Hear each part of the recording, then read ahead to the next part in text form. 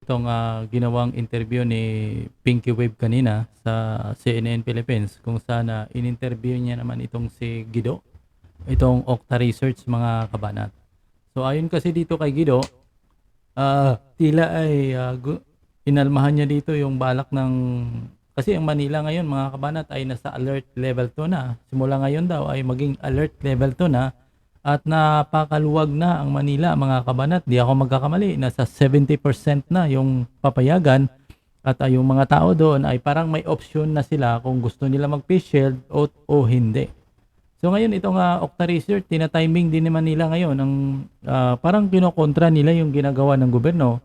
Kasi tila sa palagay ko mga kabanat ay itong grupo na ito ay mayroon na namang milagrong gustong gagawin na takutin na naman yung gobyerno kasi ngayon ay nagpe-predict na naman siya by end daw of November ay baka nasa 2,000 na naman daw yung kaso ngayon ng COVID, no? Eh, hindi ko lang alam anong klaseng mga grupo ito mga kabanat, di ata tila iba yung takbo sa kanilang utak. At ang pinakamasama dito mga kabanat, ang gusto niya, ito yung booster shot. Alam mo naman natin yung booster shot ay pinag-aaralan pa lang ng gobyerno natin dito sa ating bansa. Pero ngayon gusto nila ituturok na daw, i-consider daw, ibibigay na. Sabi niya nga, ibibigay na daw kaagad. Parang ganun yung gusto niyang palabasin. So, ano ba to? Ano ba tong Octa Research na ito ay Pinoy ba ito? Pilipino ba ito? Tila iba yung takbo eh. Parang gusto nila ay puro katakutan eh. Naturingan itong mga kabanat na tinatawag na Octa Research pero tila yung layunin ng pagka Octa Research nila ay para takutin yung taong bayan. Di ba? Ay nagluwag-luwag lang ayan lumabas naman sila sa media ngayon at interview. Nakaraan saan sila nagpapa-interview? Nung anong channel yung in-interview siya pinost ko rin. Ngayon nasa CNN Philippines na naman siya. Baka sa sunod nasa GMA7 naman ito. At saka doon na naman sila sa ABS-CBN. Ngayon lumalaganap at saka nagpapakalat na naman sila ng katakutan sa ating mga kababayan mga kabanat na at mamaya i-adapt na naman ito ng DOH at mataranta na naman itong si Duque at gumawa na naman ng kabalastugan at magde-decide na naman na magla-lockdown na naman. Sana wag naman ganun. Pag-aralang mabuti, damang lumaluwag ay sinunod na ng taong bayan yung gusto ninyo na magpaturok. Halos napakaraming tao na nag-decide. Bagamat ang totoo doon, mayroong hindi.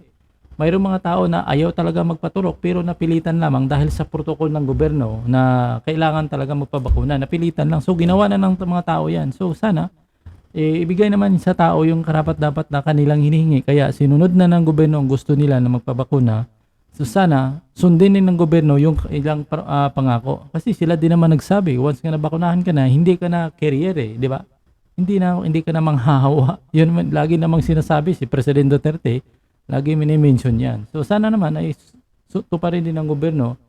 Iligay nila sa ayos kung magdesisyon sila, wag yung paura-urada at makikinig sa mga ganitong mga Octa Research na ito na iba yung layunin. Nakikita ko ibang layunin nila dito mga kabayan. So panoorin niyo muna itong maiksing video na aking hinahanda para sa inyo para bilang patotoo ng sinasabi nitong Octa Research na ito mga kabanat. So panoorin niyo. As COVID-19 cases continue to drop, the Interagency Task Force downgrades Metro Manila to Alert Level 2 starting today. The Octa Research Group says Metro Manila reverses the Delta COVID-19 surge, but the group warns that infections may spike again if booster shots won't be given as soon as possible. Octa Research. So narinig yan mga kabanat, yun muna. So mayroon pa kayo ipaparinig sa iyo mga halos 5 minutes pa. So yun muna ang intro na sinabi ni Pinky Wave. No? Narinig niyo yun? Mag-spike na naman ito daw yung COVID dyan sa Manila o sa ibang karatig bayan kapag hindi daw ibigay kaagad itong booster shot kaagad-agad. Ay nako, iba yung takbo Gusto nila, ano ba to? May commission ba itong mga Octa Research na ito o talagang bayad? Yan ang malaking katanungan. Yan ang katanungan, di lang aking katanungan yung mga kabanat. Baka sa inyo baka kayo katanungan nyo rin yan mga kabanat. Ano ba itong Octa Research na ito? Diba? Ano bang hanap buhay nito? Baka talagang hanap buhay nila yan para ganyan. Hindi, wag ka nang magtaka. Gagawin nila yan kasi siyempre sila yung nagpapalaganap ng balita para matakot yung tao para makapag-create ng Siyempre, pagka ginawa na ng gobyerno, malaking pera na naman, booster shot. Imagine mo, 1 million na mga tao na naman ang bibilhan ng ganong karami sa taga, halimbawa, yung booster shot, tag 500 peso, ay napakalaking pera. Tubong lugaw na naman, di ba? So ito, itutuloy ko na ito mga kabanat, panoorin nyo ulit. Dito makikita nyo yung sinasabi ni Guido, itong research na Octa Research. Fellow Guido David joins us live. Okay, booster shots. What are your thoughts if booster shots are still not given? The target is November 15. Let's say it's not given by then. Could this possibly affect the gains that we're seeing right now? Well, I actually mentioned this in a forum yesterday, and I noticed there were some overreactions by some people. What I mentioned was that what we observed, and this is based on data, that in Israel and in the U.S. They observed an increase in cases about 6 months after the original shots were given, and they could not explain this originally. And they hypothesized that it's about the vaccine efficacy waning. And they did studies, and in fact, it was showed that there was a waning in efficacy in some vaccines around the 6-month period. So it is, of course, a concern. If we don't give booster shots, then there could be a waning in efficacy, especially for those who are really in need of vaccines, like the frontliners and possibly the A2 group. So we're not saying that there will be a surge, but definitely I think we should strongly consider giving booster shots to those who may require it, especially those who are vaccinated first. We're not saying stop the vaccination for the other, for the rest of the population. We should still continue with that. But, we're not, based on what I'm hearing, we're not reaching our targets of vaccination anyway. And there are some vaccines that are going to be expiring soon. So, why not use them as boosters for the healthcare workers? But indeed, that's the plan, Professor. The target is supposed to be November 15, especially for healthcare workers. We've discussed this before because they were first vaccinated in March, and then the second dose was end of March. So we can even put that at early April. So right now, they're reaching the 6 and 7 month period where the vaccine supposedly wanes. And in fact, there are even doctors who are already saying that there are indeed breakthrough infections among the healthcare workers. So it seems as if it's necessary to be able to vaccinate the healthcare workers as a booster, rather, because of their exposure to patients. Definitely, I agree with that, Pinky. And we should protect our healthcare workers at all costs. So this would be definitely a good boost. Not, figuratively speaking as well, but not just. Yeah. So yan na lang muna mga kabanatan, hindi ko na iparinig yung kabuuhang diskusyon ni Guido na yan. At pinakita ko lang sa inyo yung sinabi niya kailangan daw turukan ng booster. So kasi yung gobyerno ngayon mga kabanat ay tila pinag-aralan pa, di ba, na mayroon nakarang pinusko about sa topic ni Domingo na itong expert nila ay pinag-aaralan pa itong booster mga kabanat. At sabi nga ni sinabi nga ni Domingo ay hindi naman daw lahat ay bibigyan ng booster. Piling tao lamang like frontliners niya at itong mga matatanda na lalo na yung mga matatanda na may mga risk na yung kumbaga may mga sakit na.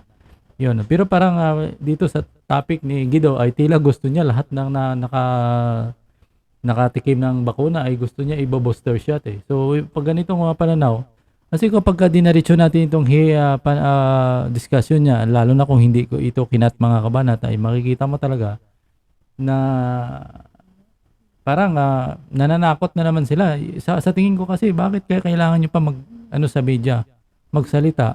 Bakit? Okay na yung takbo ng Department of Health eh. Okay na eh. 'Di ba? Nakita na nila yung ngayon kahit bagamat ay wala pa rin silang nakitang introduce na gamot na patungkol diyan. At least bumaba na.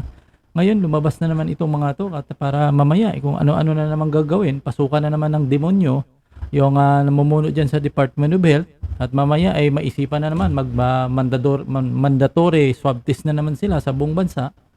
ay yari na naman ng bansa natin kasi nakikita ko naman eh. At kaya bumaba rin ang kaso ngayon sa COVID dahil nga ay hindi na masyado ang baga yung test napakababa rin yung pagte-test nila automatic yan mga kaban. Pag mababa yung test nyo ay mababa rin yung posibilidad na makukuha yung nawaan kasi mababa. So yan.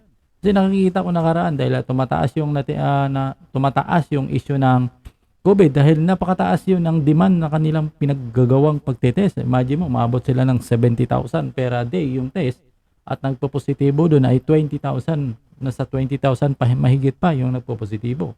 So ngayon nakikita ko parang konti na lang yung kanilang tinitest. Normal yan, pag ganyan ay talagang mababa kasi dahil nga maluwag na. Once kasi naghipit yung bayan-bayan, naghimpit yung gobyerno, automatic bawat galaw ng tao ay magkakaroon ng required ng pag-swab test. Yun mga kabanat. Yun ang nakikita ko doong reason. So ngayon, kung gusto naman nila ihigpitan yan, itong si Guido ay tila, iwan ko kung ano talagang gusto niyang gagawin sa ating bansa. Baka maya gusto niyang gawing itong duhat. Gusto niyang, tama ba duhat? Ilalagay sa malukong at lagyan ng asin. Gusto niya kulugin na lang, na bahala na kayo dyan. No? Basta, gusto niya, ikukulong na lang kayo. Okay na yung ginawa ng gobyerno eh. Sa Manila ay halos medyo maluwag na mga kabanat. At saka, down to alert level 2 na sila. So kulang na lang pag alert level 1, wala na, malaya na wala na, ayos na. So ngayon pa dapat ang gagawin nitong Octa research na ito, maghanap na lang kayo ng gamot. Maghanap ng solusyon, no? Itong gagawin natin, no? Hindi yung naglalabas sila sa social media, sa media ng mga opinion nila na nagkakaroon ng kontradiksyon naman sa ginagawa ng gobyerno. Parang sila yung taga-salungat eh. Pag nakikita nila, tila, atras muna tayo. Parang, ito, bayaran muna natin itong si Juan de la Cruz kasi tila itong bansang Pilipinas, parang hanggang ngayon, hanggang aral lang sila sa bostera. Parang wala ata silang balak na bumili ng bostera. Ito ay gagamitin natin ito si Juan de la Cruz para takutin na naman sila. Para ngayon, mag-aalboroto na naman sila. Ayan, obligado silang bumili ng shot na yan. So yan na yung opinion ko lang mga kabanat, di ko naman sinasabi ay totoo. Kasi yun lang sumagi sa isip ko eh. Kaya nga itong Octa research, tila bakit lumabas na naman ito sa media, no? Bakit lumabas na naman sa media? Nakailang araw na sila, nakapansin ko, umiikot-ikot na naman sila sa media eh. Parang step by step, mamaya, iwan ko kung anong media na naman ito magsasalita mamaya. Nakaranatan, One News sila sa TV5. Nakarang araw sa TV5, ngayon si CNN Philippines. Iwan ko lang sa sunod saan na naman sila. So magkakaroon, parang ginagawa nila, same issue, booster. Parang pinopromote, parang itong Octa research, parang sila yung maihari ng booster shot. Kaya parang pinopromote nila. So ibig sabihin, pag pinopromote mo yung gamot na yan, na alam naman natin na sinabi na rin ng gobyerno na pinag-aaralan pa nila yan kung talagang ang gusto kasi ni okay din naman yung pahayag de Domingo mga kabanat. Bagamat medyo mainit ang ulo ko doon. Pero okay, sang-ayon din naman ako sa kanyang pahayag mga kabanat na sinabi niya, kailangan kasi nila makita na yung booster shot ay nakakalamang doon sa pangkaraniwang bakuna. Halimbawa, yung bakuna na tinuturok sa atin ay nasa 80%. Dapat magkakaroon siya kahit 90% o pataas pa. Kailangan booster shot ka, malakas ka kaysa pangkaraniwan, kaya nga tinatawag booster eh. So yun ang hinahanap ng gobyerno natin. Ngayon, sabi ni Domingo, pagka hindi naman ganun ang nangyari, edi bakit kailangan natin yung booster? Diba? Kung hindi niya man lang ma-achieve yung gusto talagang yung tamang talaga. Di ba? Kasi kung ituturok mo man lang, pangkaraniwang naman ng same lang din naman ng edi bakit baka magpapaturok kung yung itinurok sa'yo ay normal lang din naman, di ba? Yun ang ibig sabihin ni kasi kaya sinasabi ni Domingo, yung tuturukan daw, yung portliner. Nga lang, alam naman natin mga kabanan, sa tinatawag na clinical trial o pag-aaral, ay nandun na tayo na mayroon talagang tinuturukan na tao kasi hindi naman nila magagawa yan kung wala silang tinitistingan na tao. Yun ang masakit minsan mga kabanat. Diba? Masakit yan. Sana kung sa sarili nilang anak yan tinuturok, okay lang. Wala tayong pake kasi ako yung may panukala niyan. Hindi sa anak ko yung ituturo ko muna para mapakita ko sa tao na yan ay tested at hindi wala sa panganib kasi kita nyo anak ko ngayon tinuturokan ko Ay bakit kayo matatakot? Parang ganun yung ehemplo na gusto ko makikita sa nagpapanukala, lalo na itong booster na ito, no, na panibagong ano na naman ito sa tao. So ngayon ay napakaraming balak nila eh. Imagine mo, sinabi ni Roque, nakita ko sa Facebook post niya, nasa 100 million na daw yung 100 billion doses na daw yung ano sa ating bansa. So pag 100 million, eh sa 50 million ang natuturo. 50 million na sana yung fully vaccinated. Eh bakit 33% pa lamang? So sana punta yung iba. Ano yan? 'Di ba? At saka ang iba doon hindi first dose. Yung Jensen ay first dose lang, ay fully vaccinated. Fully vaccinated ka na. Yung iba lang naman yung may ano, o baga, kahit sabihin natin lahat yan ay may second dose ay 100 million, i-divide mo yan sa ano, edi sa dalawa, edi may 50 million, sana punta yon. Bakit ngayon sinasabi nila yung fully vaccinated natin ay 33%? Doon pa lang ay may discrepancy na, di ba? Eh dapat maimbestigahan yung ganun eh. Hindi ko maano yan, sinasabi nila 100 million, nakikita ko 100 million na daw yung na dosage. Eh pero 33% pa lamang yung na ano. So ano 'yun? Ibig sabihin maraming na expired pag ganun, mga kabanat, di ba? So yan muna ang komento ko, mga kabanat. Kung di, kasi pag sinabi mo kasing 100 million yung dosage, tapos yung 33% lamang yung fully vaccinated, eh maraming na expired na bakuna pag ganun, mga kabanat, di ba? So maraming salamat. Yan ay opinion ko lamang, pananaw. Baka marami na namang sumita dito at magagalit na naman. So maraming salamat.